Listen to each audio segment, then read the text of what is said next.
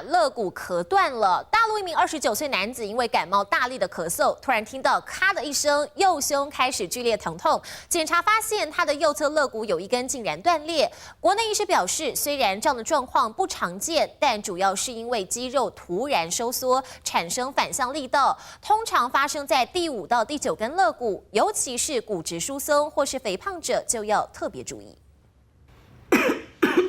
感冒用力咳嗽得小心，因为最近在大陆杭州就有一名29岁的男子感冒咳嗽咳了1个多月，没想到前几天跑步咳嗽后，竟然右胸口剧烈疼痛，检查才发现他的右侧第6根肋骨竟然就这样被咳断了。就咯噔一声的感觉一样的，反正怎么说呢，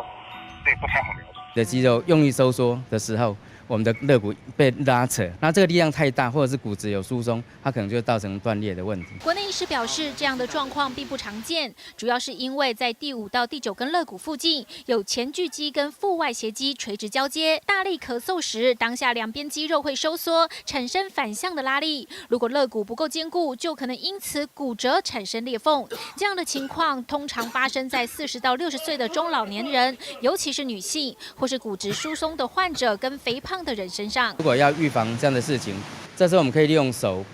扶住我们的肋骨，然后在做这样咳嗽的动作的时候，一方面它也比较不会痛，那它也不会可以保护我们的肋骨。用力咳嗽的时候，可以像这样稍微扶压住肋骨，保护它。好在这名咳断肋骨的男子，医师说只要吃止痛药，不要再过度用力，肋骨会自己慢慢愈合，再长回去。记者林玉玲、陈建国台北报道。